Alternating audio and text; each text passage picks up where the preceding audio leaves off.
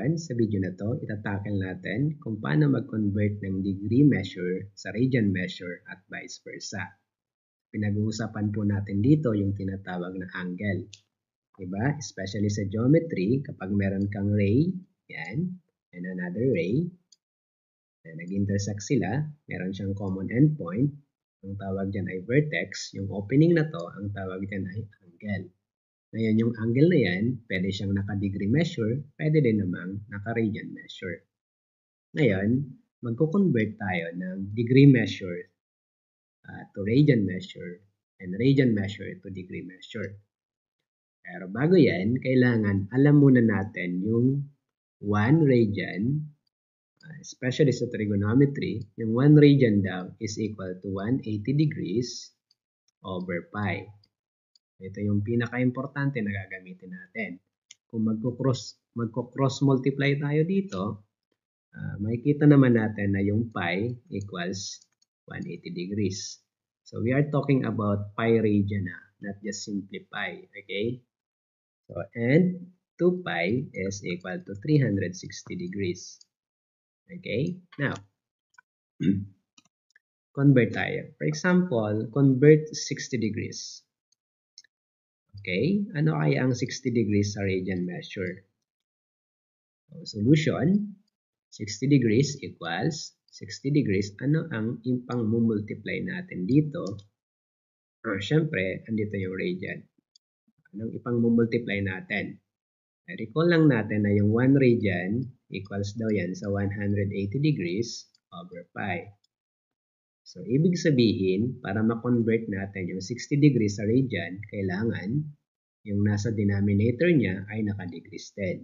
Anong dahilan? Para ma-cancel out natin yung measure na degree. Okay?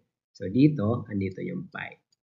So, alam naman natin na yung 60 at saka 180, pareho silang divisible by 60. So, 180 divided by 60, that is 3. 60 divided by 60, that is 1. So, nag-cancel out na lang tayo na. So, by cancellation, the answer is pi over 3 radian, or simply pi over 3. That is understood. Now, suppose you have 150 degrees. So, 150 degrees times, ano ipang multiply natin? Pi over 180 degrees radian, or simply pi over 180 degrees. So, they are both divisible by 10 kasi pareho silang may last digit na 0. And then yung 15 and 18, pareho silang divisible by 3, di ba? So, ibig sabihin, they are both divisible by 30.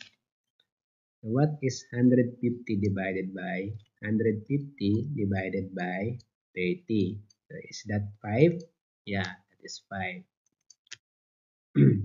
How about 180 divided by 30? So, that is 6. So, meaning, this is equal to 5 pi over 6 radian, or simply 5 pi over 6. Okay, ngayon, magko-convert naman tayo ng radian measure to degree measure. For example, pi over 2. Pi over 2 radian is equal to what in degree measure?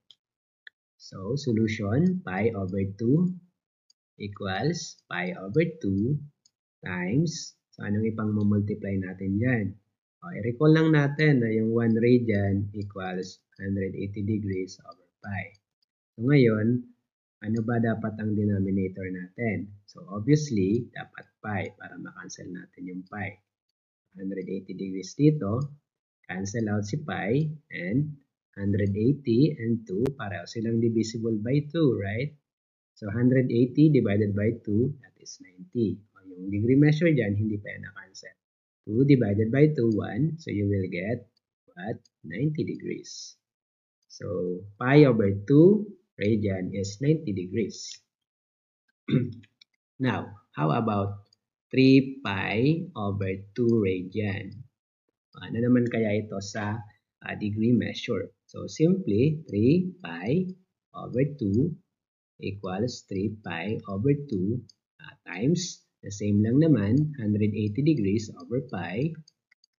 So, cancel out si pi. 180, 90 yan. So, ilan to? 3 times 90, that is 270 degrees. So, 3 pi over 2 is 270 degrees. Okay? Sana may natutunan kayo. So, how about, i-convert nyo naman ito. Convert. Kaya naman na mag-convert. Convert. So, from degree measure to radian. Suppose we have 315 degrees. So, ano to sa radian? And 3 pi over 4 radian to degree measure. Okay? So, pa-comment na lang po ang sagot nyo. Thank you so much.